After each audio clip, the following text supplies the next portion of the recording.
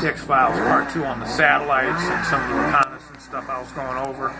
And I pretty much covered. I didn't want to cover the other satellites, man. All a bunch of commercial satellites, and not that the commercial satellites are not interesting. It's all fascinating, but like I said, they're not really dealing with the intelligence gathering stuff. They're basically like Earth observation stuff, and But I also want. It's one of the satellites that keeps showing up a lot, and I want to get back into the Worldview 1 because I think I covered Worldview 3, but they're all the same basically.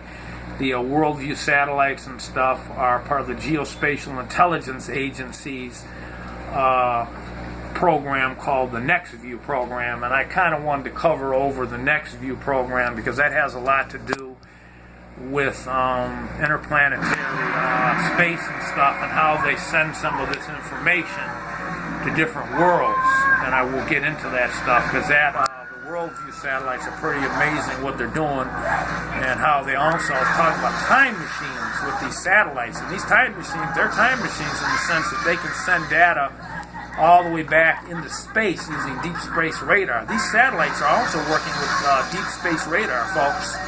And deep space radar is awesome in terms of capturing things that are 30 light years away. It can pick it up. It's amazing what this deep space radar is picking up. And, I went into the STS-63, I believe it was, the older STS missions, and they captured a lot of stuff with deep space radar. Actually, some of the deep space radar was filmed. I put it on my video. It shows a whole school of motherships that were coming in from other galaxies. Whole school of them. It wasn't just a phenomena it was real. These were real craft coming in. So, these craft are out here, folks. There's so many of these motherfucking craft. It's just like I said again, these craft are able to polarize energy fields. And like I said, I was talking about how they can polarize the sun's energy fields that they have. All those helium molecules, or they can polarize these and turn it into energy sources that they can use. And it's amazing, these beings that are here. They're all over the place. And people just don't understand. Like I said, it's a different science. It's a whole different mathematical system. They do things in a whole different way. But these satellites are definitely acting as basically they're time machines, in the sense that they're relaying these through these data relaying satellites in space. These satellites are not just sending it down. This shit's going out into outer space. So space is vast, and like I said, there are many races out here. They're doing all kinds of things.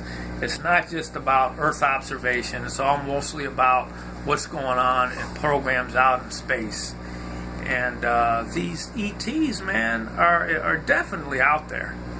And their whole propulsion system is different from what we have. We now are using warp drives. They just started using this warp technology, or talking about warp technology, which they've had for a while. It's not new, warp technology. They've had it for quite some time and stuff. And like I said again, the beams that are coming here, you can see I posted it on some of my videos, and it shows that there's wars in space. There's nothing old. There's nothing. It's real. These are space wars, because a lot of these craft you can see are above the Earth's atmosphere, right above the Earth's air glow layer. You can see these craft are out there, they're visible, and you can see objects shooting at them coming from outer space. So these craft that you're seeing are not from Earth. They're from other galaxies, and some of them might be from the Andromeda galaxy. I get into that, and also I never talked too much about the Epson Boot system, star system too, and the Aquarius constellation of stars, which there's 6 planets out there that look just like ours, very similar to ours, out in the Aquarius constellation, and NASA's been working with them too. They can sustain an atmosphere. There's nitrogen, there's oxygen, there's so like I said again, man, there's other star systems out there that can sustain life just like ours. They ain't no big thing. NASA has looked at those 6 super planets and stuff, and some of them have 2 moons. But they're basically the sun out there for and the Aquarius constellation is basically, I believe it's a brown dwarf star. I'm sorry, a red dwarf star. May messed that up. And so, like I said, they're similar to ours, man. So, like I said, they're probably coming from those areas too as well. I know Reticulum is one of the star systems they've been hitting. Reticulum 3 and 4, the binary star system, is definitely extraterrestrials coming from that star system for a long 30 light years away from here. They've been coming here for a while. That's one for sure. But the other ones in doubt, like I said, man, the ones I was talking about in the Boots the Epson constellation,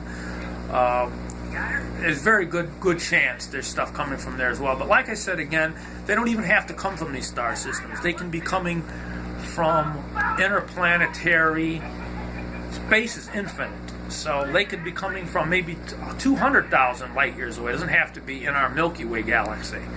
So they can, like I said again, they're coming from other planetary systems that are not even, we don't even know where they're at, to be honest with you. Some of them, they're new. There's just so many of them. So the ones they've been looking at are the 6 planets, and it doesn't seem to show that there's too much evidence they're coming from them. But the ones that are really coming out there from space, they really don't know, some of them.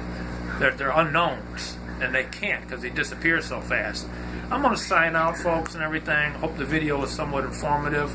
These reconnaissance satellites, like I said, are doing more than just Earth gathering and sending information down to our downlinks on the East Coast and the West Coast and off of Hawaii as well. Somewhere the Platte and Pine Gap is some of the other areas where the Earth's observation systems are at. Pine Gap and Alice Springs.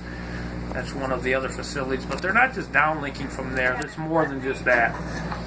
These Earth observation systems are doing more than that. They're using data relay and tracking satellites and deep space radar and communications. That's basically their hub of communications is what they're using, is the deep space radar. And okay, I'm going to sign out right now. Hope the video has somewhat been informative. I'll do another part 3 coming up and stuff. But just remember, folks, when you got in a race that's thousands of years in advance, not 100, thousands, use your imagination, because that's really what the fuck it's about. It's not about, some of the races we've been involved, the races that have been down here are not thousands of light years in advance in us. They are thousands of years in advance. They could be maybe 700 or 800, maybe 1,000, but some of these are way over 1,000. So you can imagine how they can control the atoms at will. They can do things that we just haven't even unlocked.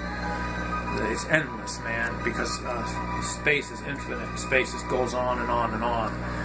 So anyway, enjoy the video. Hope you enjoyed. I'm signing out. I'll be doing probably a part 3 or something on it. But space is infinite, and you can use your imagination. Just don't think the Earth is just one boring. We're the only ones here, man. They've been involved with these things for a long time. These different races. It just hasn't been. Stephen Greer on the Project Disclosure is trying. He went before Congress and he's done a lot of stuff with what's going on. I'll get into him a little later.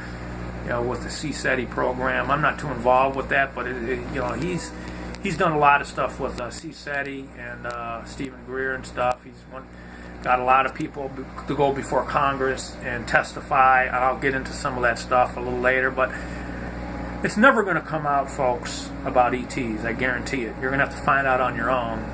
Disclosure is not going to work. They don't want to they don't want to disclose it. It's never going to come out, ever, folks. You're going to learn about something in the news. Catastrophic is going to come out. It's going to be something to do with it. They're going to keep it secret from the rest of the forever and as long as they can do it. Take my word for it. You're going to have to discover it on your own, folks. I'm signing. Hope the video is good. It's informative.